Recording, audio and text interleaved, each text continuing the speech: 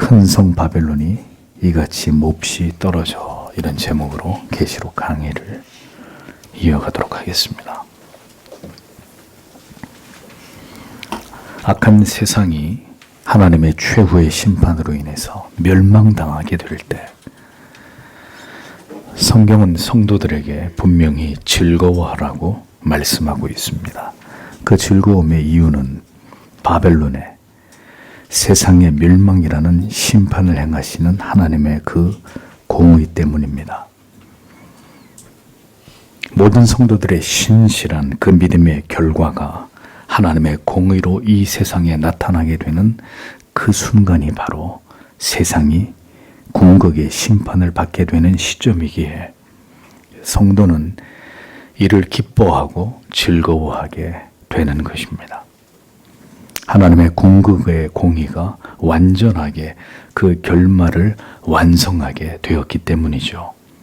이 일은 우리 피를 신원하여 주지 아니하시기를 어느 때까지 하시려나이까 라고 탄원하면서 이 땅에서 핍박을 받아 죽어간 모든 성도들의 오랜 기도의 궁극의 응답이기도 합니다. 이와 같은 진리는 성경이 이 세상을 어떻게 규정하고 있는지를 보여주는 매우 중요한 말씀입니다. 세상은 결국 하나님의 관점에서 보았을 때 지금까지의 그 모든 죄악들로 인해서 그 죄악들에 대해서 그 죄값을 치르기 위해 완전히 멸망되어야 될 그러한 대상에 지나지 않다는 것이죠.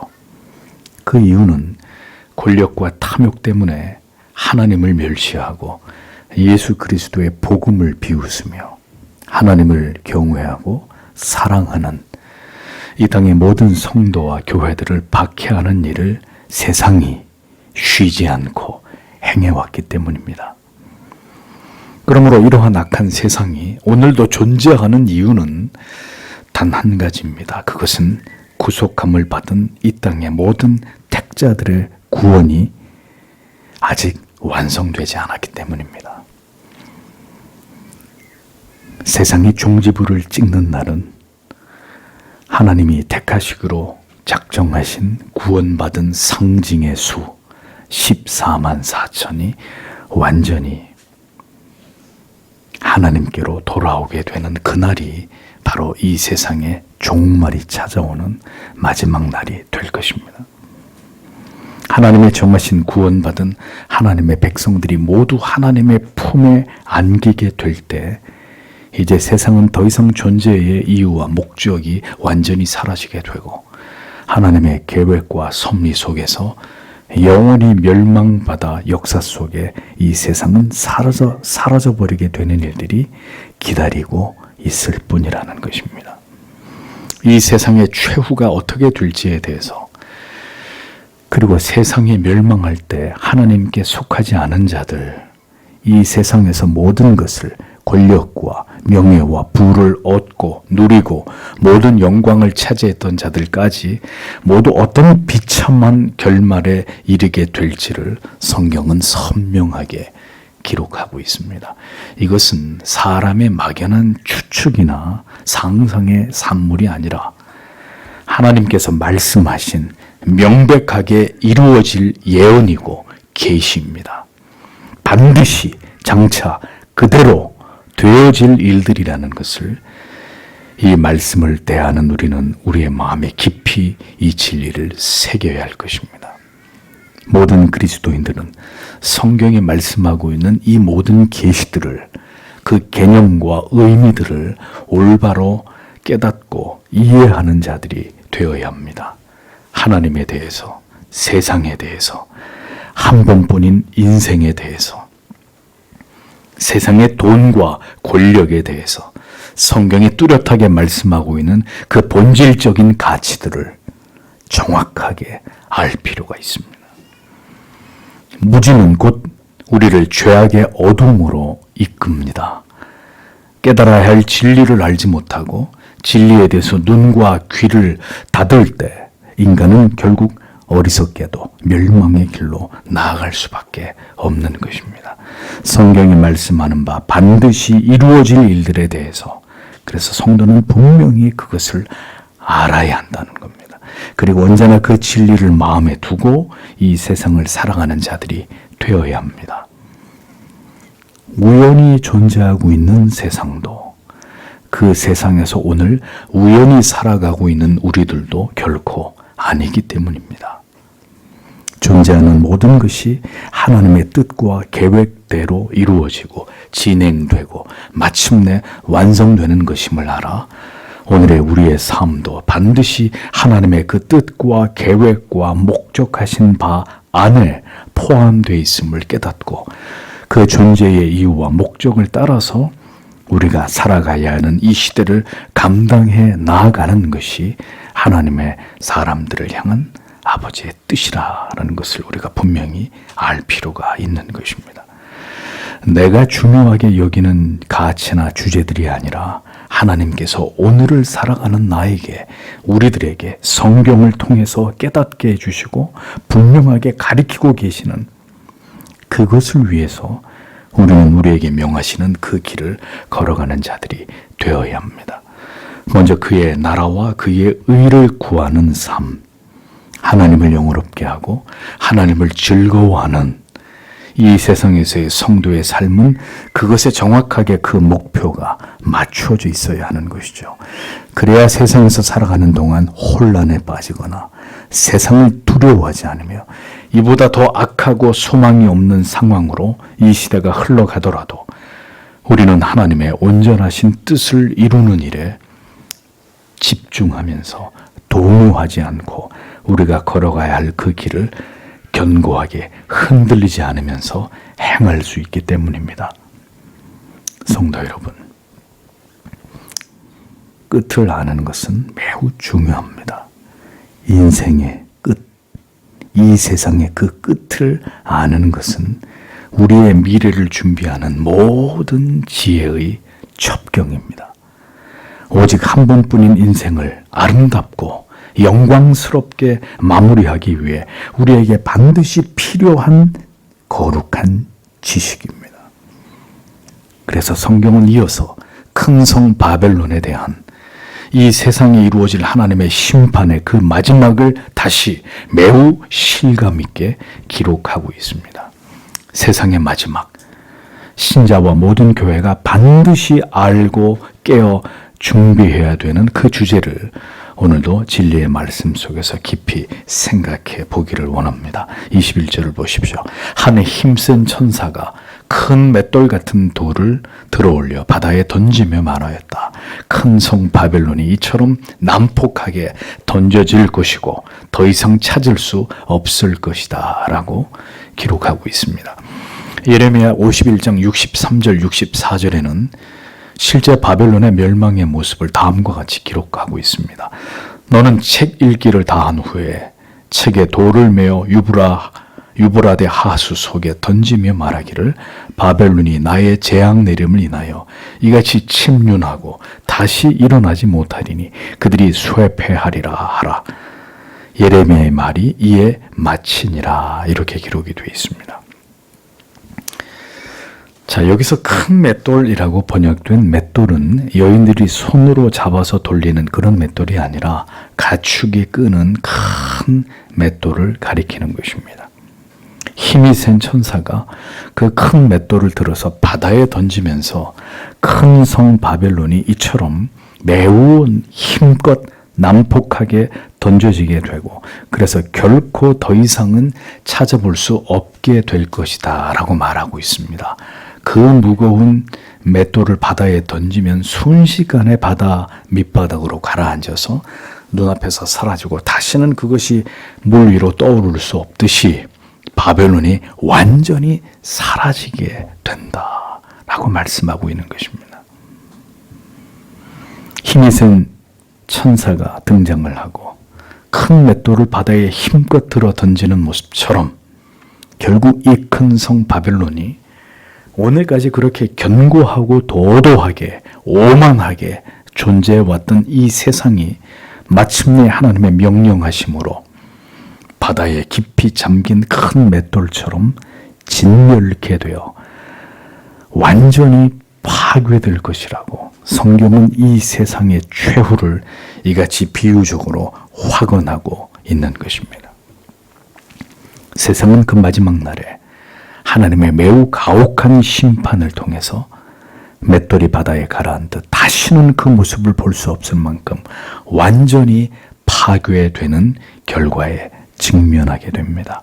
하나님을 대적하고 예수 그리스도의 복음을 비웃고 조롱하며 그리고 모든 시대 속에서 하나님을 경외하고 사랑했던 성도와 교회를 핍박해왔던 이 세상에 대한 하나님의 진노가 얼마나 크신지를 성경은 그것을 똑똑히 보여주고 있는 것입니다. 이 세상은 지금도 하나님의 이러한 진노를 쌓아가고 있는 중입니다.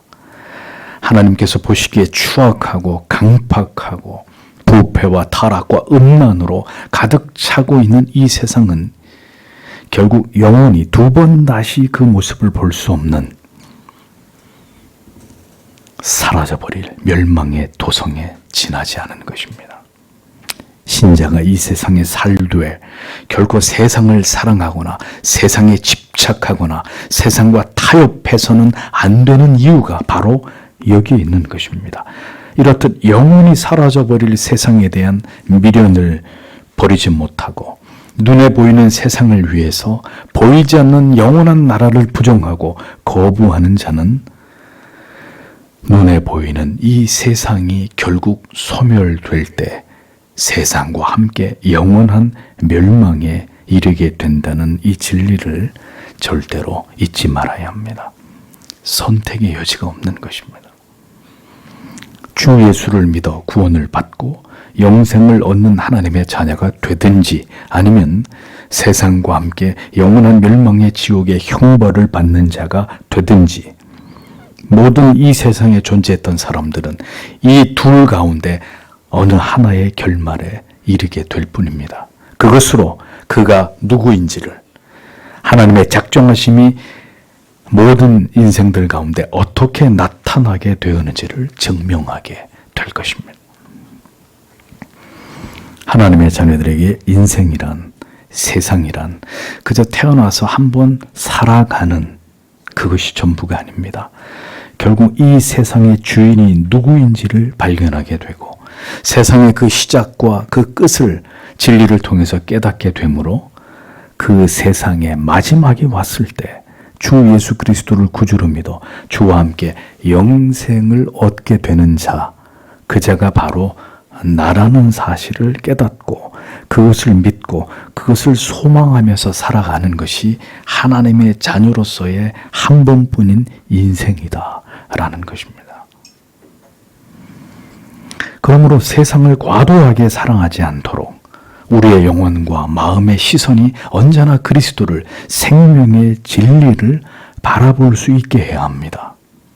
언제나 깨고 있어 우리가 매일 보고 듣고 만나는 사람들을 우리가 행하는 곳을 주의해야 합니다.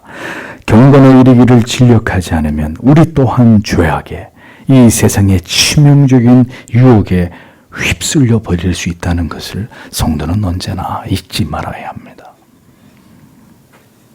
여러분의 모든 삶을 무엇을 먹고 무엇을 입고 오늘은 어느 곳을 가고 누구와 무엇을 하는 것으로 모두 허비해서는 안 되고 이 세상에서 살아갈 기회를 주신 하나님의 그 높으신 뜻을 깨달아서 인생의 의미를 아름답게 채워가는 일에 언제나 수고하는 삶을 살아가야 합니다. 그 아름다운 가치가 무엇일까요? 하나님 사랑과 이웃 사랑의 이 대의를 따라서 살아가는 삶이죠. 우리의 모든 관심을 멸망의 불로 사라질 것들에 두지 말고 영원한 것에 머물게 하도록 날마다 하나님의 도우심과 인도하심을 구하는 자들이 되어야 하는 것입니다. 그들이 하나님의 사람들이라는 것이죠. 몹시 떨어졌다라는 의미는 힘껏 내동댕이 쳐졌다 이런 뜻입니다. 하나님의 심판이 얼마나 강력하게 그리고 철저하게 이루어지게 되었는지를 강조하고 있는 표현입니다. 왜 성경은 하나님께서 그들을 맷돌처럼 바다에 집어 던지셨다고 말하고 있는 것일까요?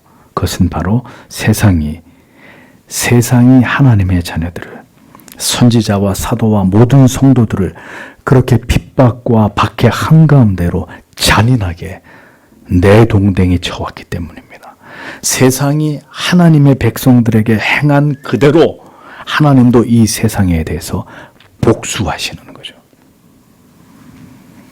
지금도 북한을 비롯한 여러분들이 뉴스를 통해 보고 계시듯이 아프가니스탄이나 그 밖에 여러 기독교를 박해하는 나라들에서 일어나는 일들을 여러분 눈을 뜨시고 자세히 살펴보십시오. 무자비하고 잔인하게 그리스도인들을 학살하고 있습니다. 오직 그들이 예수를 믿는다는 이유 하나만으로 그들의 생명을 벌레보다 못하게 여기면서 목숨을 빼앗는 일들을 자행하고 있습니다. 하나님께서 그들이 저지른 그 모든 죄악의 그 방식 그대로 그들을 대우하시고 그들을 자비 없는 심판으로 지옥에 영원히 꺼지지 않는 불못에 내동댕이 쳐버리는 하나님의 심판이 그렇게 분명히 행해진다는 것입니다. 우리가 주의 깊게 봐야 할 부분은 결코 다시 보이지 아니하리라, 이 표현입니다. 이 표현이 오늘 성경의 본문 안에 자그마치 5회나 걸쳐서 반복되고 있습니다. 결코 다시 보이지 아니하리라. 이것은 하나님의 심판이 매우 철저하고 엄격하게 그 어떤 자비나 주저함 없이 매우 확실하고 분명하게 이루어질 것이라는 것을 이렇게까지 강조하고 또 강조하고 계시는 것입니다. 그러니까 반드시, 세상은 반드시 하나님의 심판에 의해서 처참하게 무너지고 멸망하게 된다고 성경은 이것을 아주 힘주어서 기록하고 있는 것입니다. 정말 그런 일이 일어날까? 추호라도 그것을 의심하거나 이 진리에 대해서 회의하지 마십시오. 이 모든 일들은 그렇게 세상이 한순간에 소멸되고 영원히 사라지게 되는 일들은 반드시 하나님의 뜻에 의해서 마침내 일어나게 될 일들입니다. 부디 인생의 시간들을 소중히 여기시고 우리에게 주신 재능과 돈과 우리의 육체를 하나님 앞에서 올바로 사용하는 자들이 되십시오. 주신 모든 것을 하나님 앞에서 의미 있고 가치 있게 사용하면서 영원한 나라를 바라고 소망하는 삶을 성실하게 하나님 앞에서 감당하는 그리스도인들이 되기를 소망해야 합니다. 22절을 보십시오. 하프 연주자들과 노래하는 자들과 피리 부는 자들과 나팔을 부는 자들의 소리가 더 이상 내게서 들리지 않을 것이다. 또 각종 기술의 모든 장인들이 더 이상 내게서 발견되지 않을 것이다. 또 맷돌 가는 소리가 더 이상 내게서 들리지 않을 것이다. 라고 기록하고 있습니다. 이 구절은 예레미야 25장 10절을 연상케 합니다. 내가 그들 중에서 기뻐하는 소리와 즐거워하는 소리와 신랑의 소리와 맷돌 소리와 등불 빛이 끊어지게 하리니. 또 이사야 24장 8절에도 솟구치는 기쁨이 그치고 즐거워하는 자의 소리가 마치고 수금 타는 기쁨이 그쳤으며 라고 기록되어 있는 것을 볼 수 있습니다. 하나님이 세상을 심판하실 때 얼마나 참혹하고 비참한 일들이 일어나게 되는지, 얼마나 절망적인 상황이 닥치게 되는지를 매우 실감 있게 표현하고 있습니다. 삶을 위로하고 우리의 감정을 풍요롭게 해주는 악기 소리, 음악 소리가 모두 멈추어 버렸다는 것은 바벨론의 멸망으로 인해서 모든 즐거움이 사라져 버리게 되었고 깊은 절망과 슬픔만이, 고통만이 남았음을 의미하는 것입니다. 즐거워할 어떤 이유도, 위로받을 어떤 수단도, 도구도 모두 다 완전히 사라져버린, 그야말로 적막하고 완전히 황폐되어 버린 그런 지경을 뜻하는 것입니다. 하나님을 멸시하며 세상에서 인간이 자신을 즐겁게 하기 위해서 누리던 그 모든 것들을 하나님은 때가 되면 이 세상에서 모두 다 사라지게 만드십니다. 인간이 맛볼 수 있는 모든 즐거움의 대상을 이 세상에서 완전히 다 소멸시켜버린단 말입니다. 세공업자는 고도의 전문 기술을 가진 장인들로, 당시 로마나 바벨론의 경제를 떠받치고 있던 자들로, 그들이 모두 일거에 사라져버렸다는 것은 경제가 완전히 폭망했음을 의미하는 것입니다. 초대교회가 세워졌던 곳은 모두 길드에 의무적으로 가입을 해서 그들의 수호신을 숭배하고 음란한 행위로 그들의 신들을 경배하지 않으면 경제 행위를 할 수 없었던 그런 시대였습니다. 그러므로 성도들은 모든 길드에서 배제되어서 경제적으로 매우 비참한 고통을 받아야만 했습니다. 그리스도인들은 직장을 잃었고 그들은 그 시대 속에서 생계의 위협을 당하면서 살아가야만 했습니다.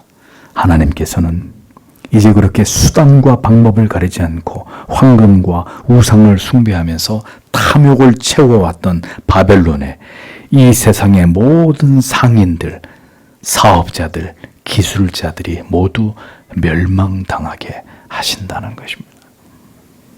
하나님을 경외하지 않고 자기들의 기술로 돈을 벌고 그렇게 황금을 숭배하면서 살아온 모든 자들을 하나님은 심판하실 것입니다.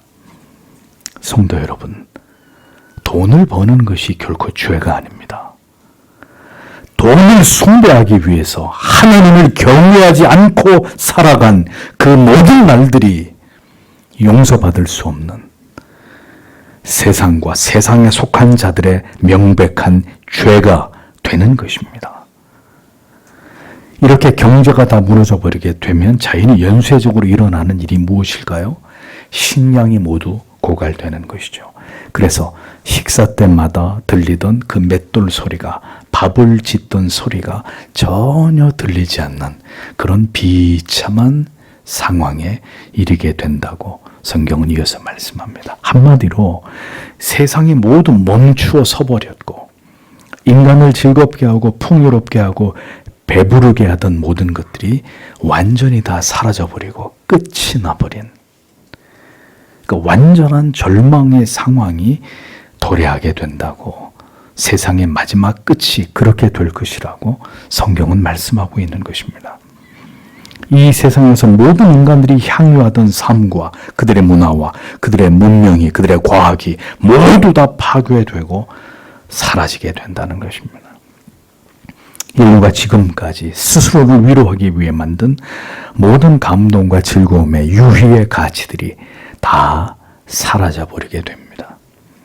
음악이 없는 세상, 아무런 즐거움도 감동도 위로도 받을 수 없는 침울한 절망의 끝에 이르게 되고, 뛰어난 기술도 돈을 벌어들일 수 있는 모든 능력이나 직업이나 직종이 다 무의미하게 되어버리는 그런 시간이 도래한다는 것입니다. 심지어 먹는 것조차도, 생존의 문제까지도 더 이상 답을 구할 수 없는 세상이 그런 지경에 이르게 된다는 것입니다.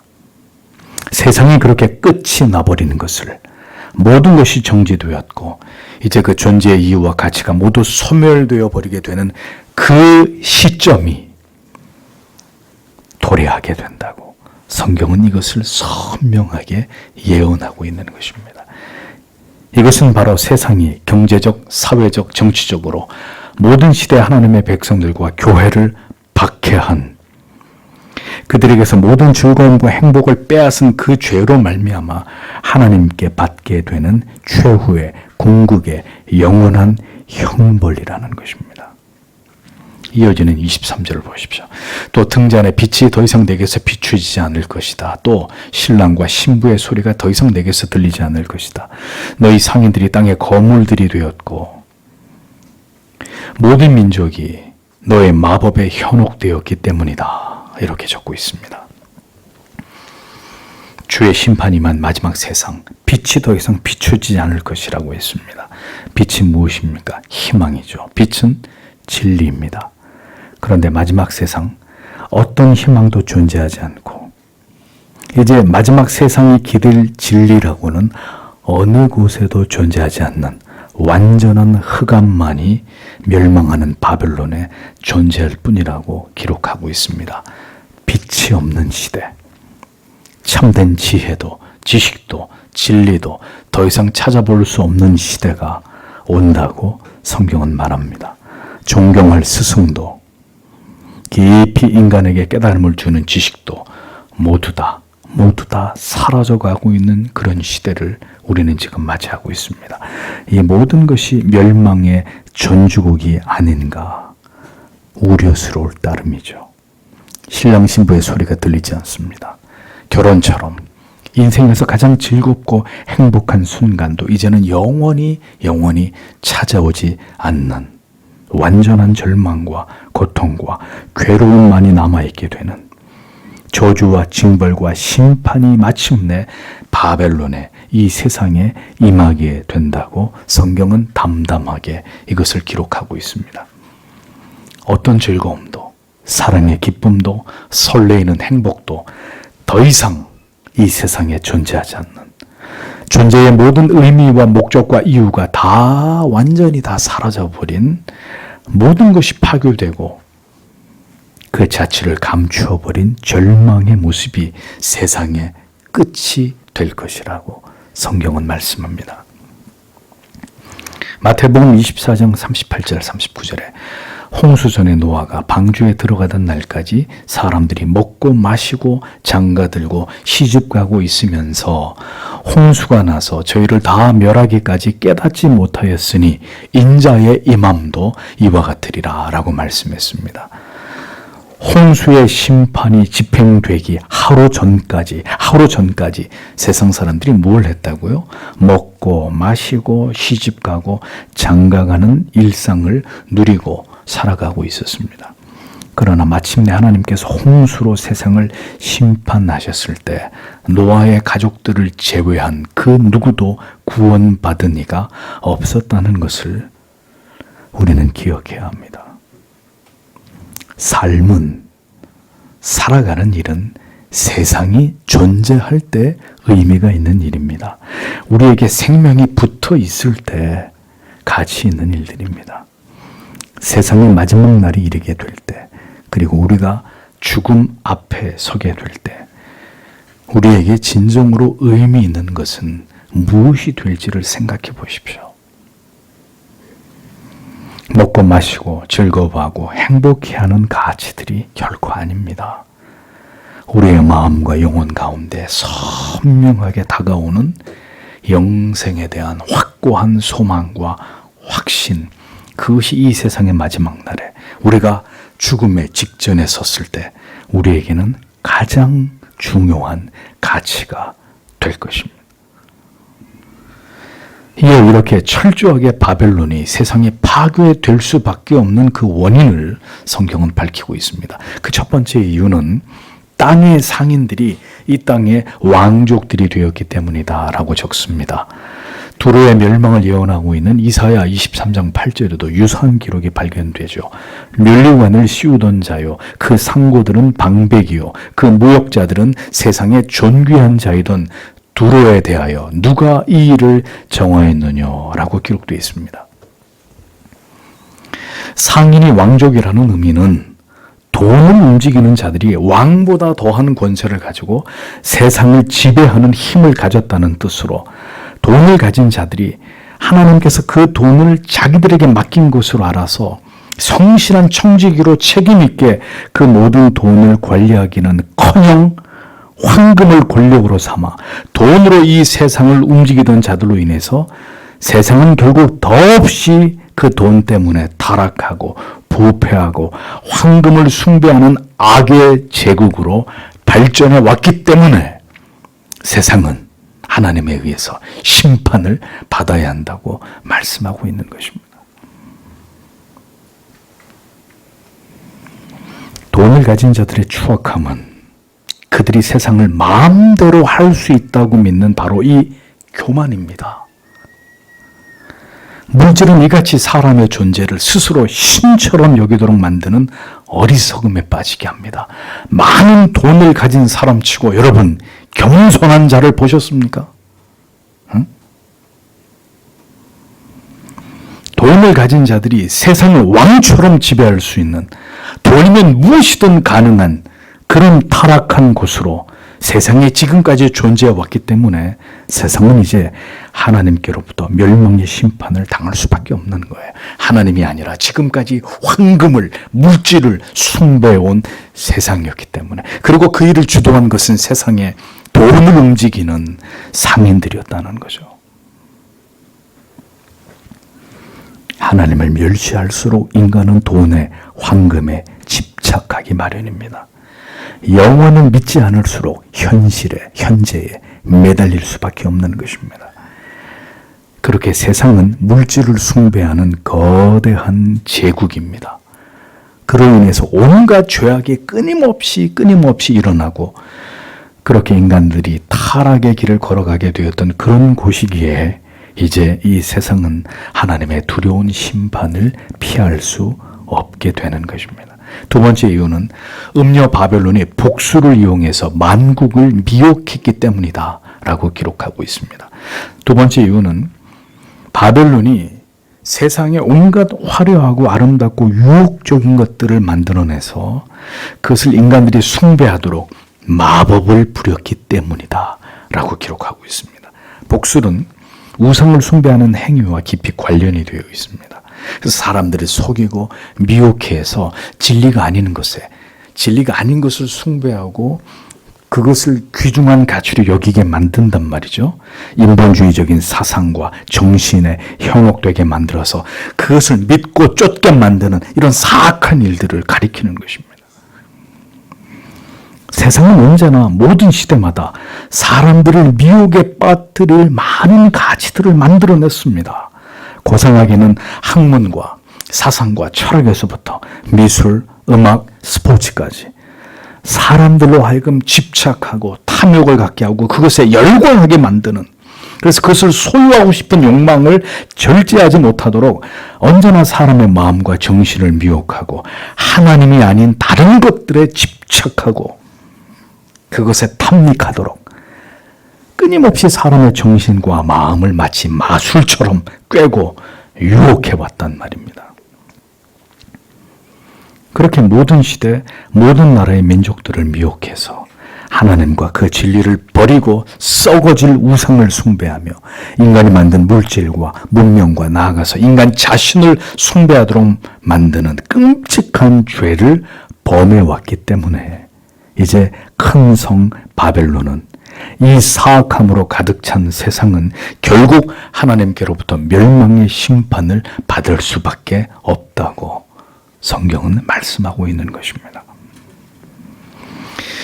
우리가 이 세상에서 살아가면서 우리가 하나님을 알지 못했을 때, 가장 탁월한 그 가치를 발견하지 못했을 때 우리도 결코 이와 같은 거짓된 것의 가치들을 진리처럼 믿으면서 우리도 마찬가지로 돈의 노예가 되어서 살아갔을 것을 우리는 부인할 수가 없습니다.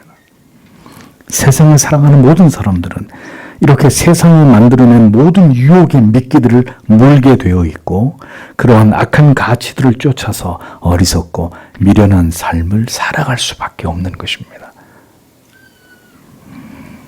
우리는 그 어두움 속에서, 그 무지 속에서 건져내 주셔서 진리를 따라 하나님을 경외하고 사랑하는 삶을 살아가게 하시고 그 세상의 실체를 보여주셔서 우리에게 무엇이 영원한 가치임을 깨닫게 하신 것이 분명 하나님의 크신 은혜와 사랑이 아닐 수 없다는 것을, 성도 여러분, 그것을 기억하고 살아가는 자들이 되셔야 합니다.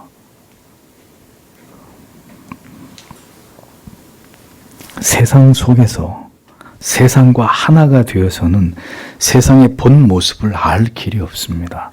거듭나지 않고는, 다시 태어나지 않고는, 사람이 중생하지 않고는 눈에 보이는 세상과 영원한 세상을 구별하면서 분별할 수 없단 말이에요. 없다고요.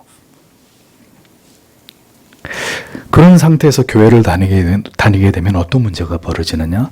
교회와 세상 사이에 양다리를 걸치고 이도 아니고 저도 아닌 그런 삶을 살아가게 되는 것입니다. 신자라 이름하는 자들이.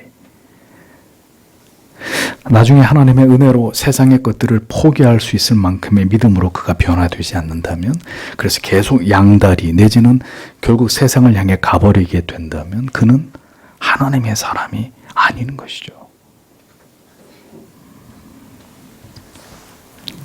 예수를 믿는다고 하지만 유효적인 부르심을 받아 진정한 회심을 경험한 자가 아니라면 그는 몸은 교회에 있을지 몰라도 그의 생각, 그의 판단, 그의 삶의 방향은 하나님을 알지 못하는 사람과 결코 다르지 않을 것입니다. 여전히 이기적이고 여전히 자기를 사랑하고 여전히 물질과 세상을 사랑하는 일에 성공하는 일에 목을 매면서 거기서 결코 벗어나지 못하는 삶을 살아갈 수밖에 없는 것입니다. 그리고 그런 모습은 절대 감추어지지 않아요. 다 드러나게 마련해요. 그 사람이 뭘 사랑하는지, 뭘 집요하게 집착하고 있는지가 다 드러난단 말입니다. 그 사람이 진정으로 사랑하는 게 무엇인지 하나님 앞에서 다 들통나게 돼 있단 말이죠. 큰 성 바벨론, 이 세상에 하나님께 멸망을 당할 수밖에 없는 세 번째 이유는 다음 절에서 밝히고 있습니다. 24절에 또 선지자들과 성도들과 땅에서 죽임을 당한 모든 자들의 피가 그녀 안에서 발견되었다 라고 적고 있습니다. 큰 성 바벨론은 순교자들의 피가 울부짖으며 호소하고 있는 피로 찌든 사륙의 도성이었습니다.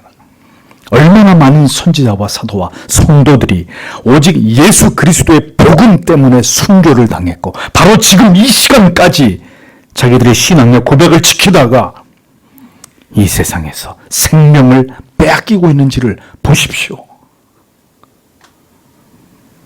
북한을 비롯해서 중국과 아프가니스탄, 소말리아, 파키스탄, 수단, 예멘, 이란 전부 다 기독교를 박해하는 국가들입니다. 지구 곳곳에서 여전히 하나님의 자녀들은 예수 그리스도의 복음으로 인해서 온갖 핍박과 박해를 받으면서 끝내 그들의 목숨을 빼앗기고 있습니다.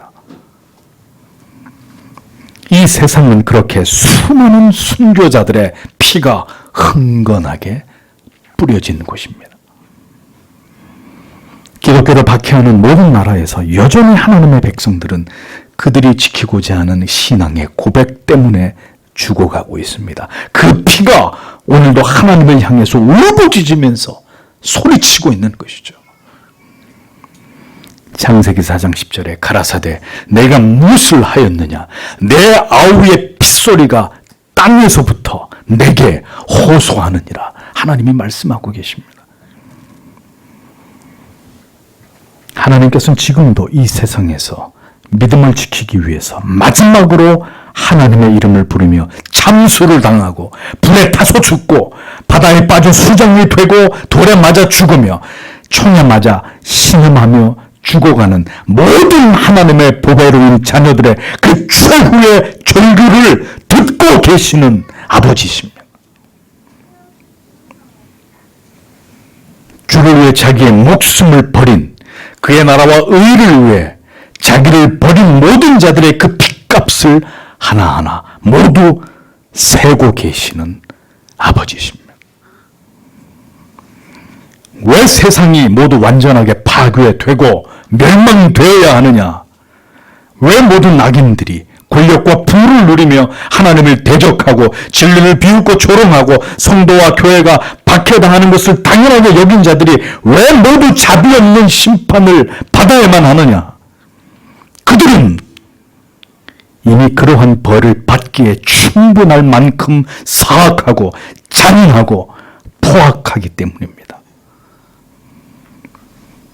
이 세상은 수많은 순교자들의 피로 물든 충분히 사악한 죄악의 도성이 되어왔기 때문입니다. 지금도 양심을 지키는 자들이 직장에서 쫓겨나는 일들이 일어나잖아요. 예수를 믿겠다고 집에서 쫓겨나는 이런 신자들이 생겨나지 않습니까?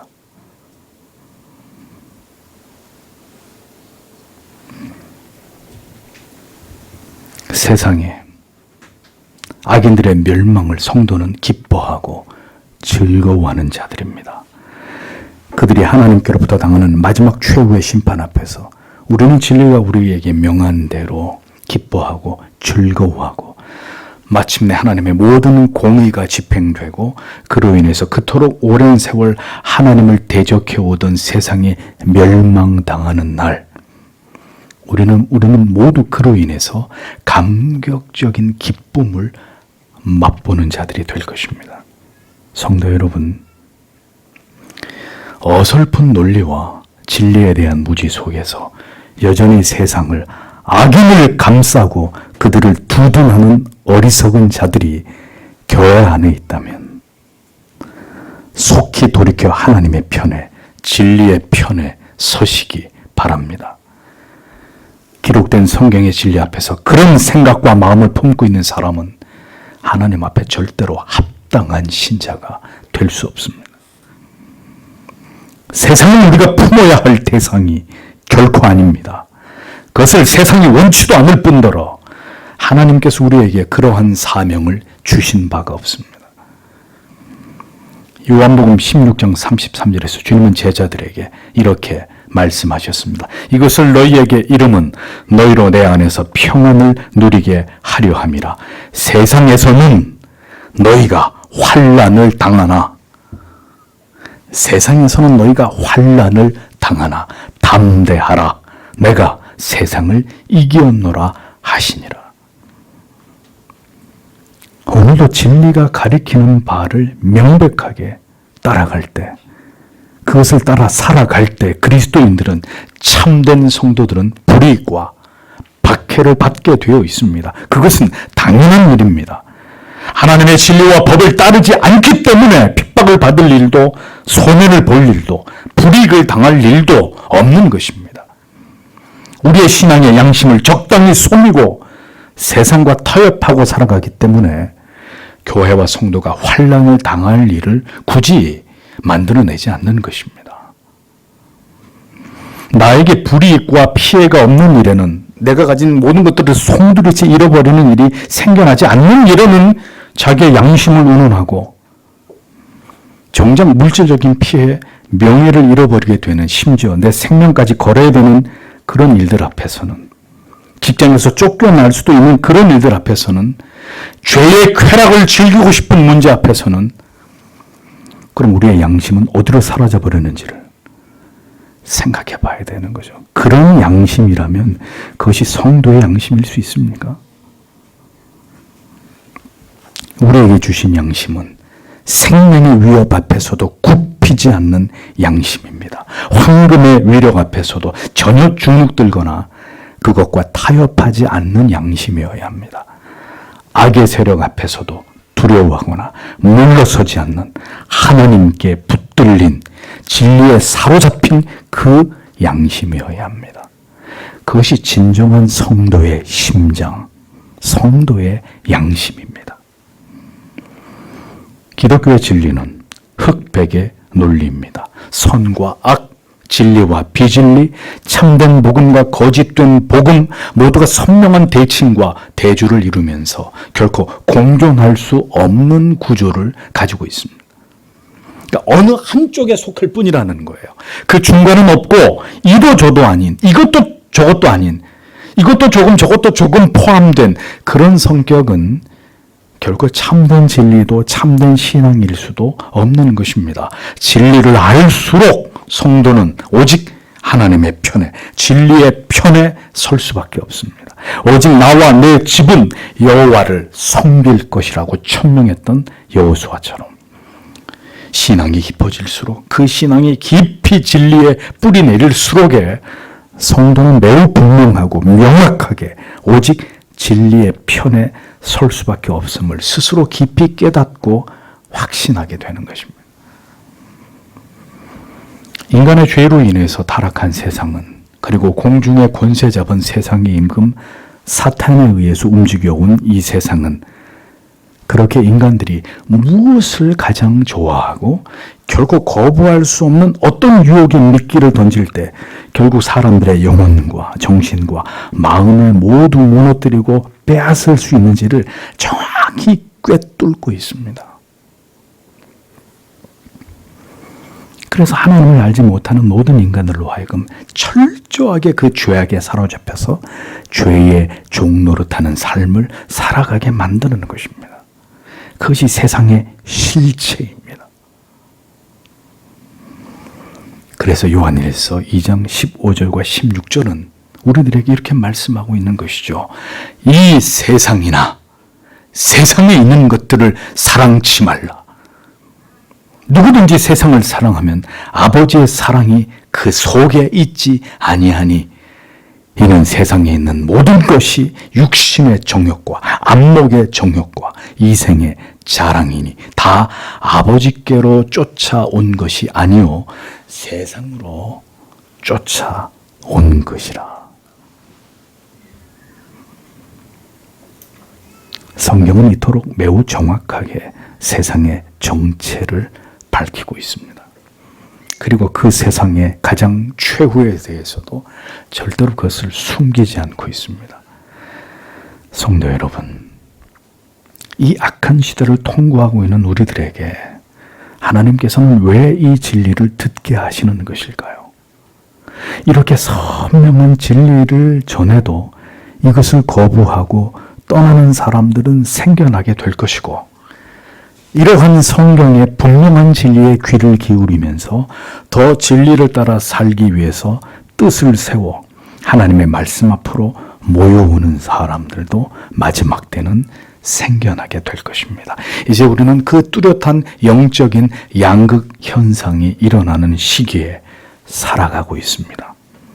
믿을 자는 더 분명하게 뜻을 세워서 자기를 부인하고 십자가를 지고 주님의 교회를 몸처럼 사랑하면서 바른 진리를 따라가게 될 것이고 여전히 성경의 진리가 아닌 자신이 믿고 싶은 것을 쫓아가고자 하는 자는 진리가 아닌 것에 경도되어서 결국 어리석게 신앙의 곁길로 미끄러지게 될 것입니다. 그것이 더욱 분명해지는 때를 우리는 지금 맞이하고 있는 것입니다.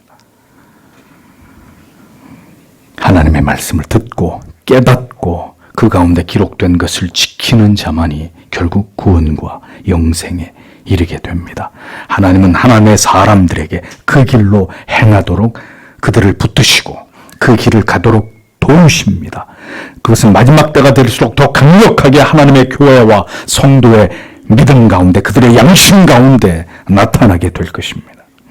그 사람이 하나님의 택하심을 입은 백성임을 증명하게 되는 것입니다.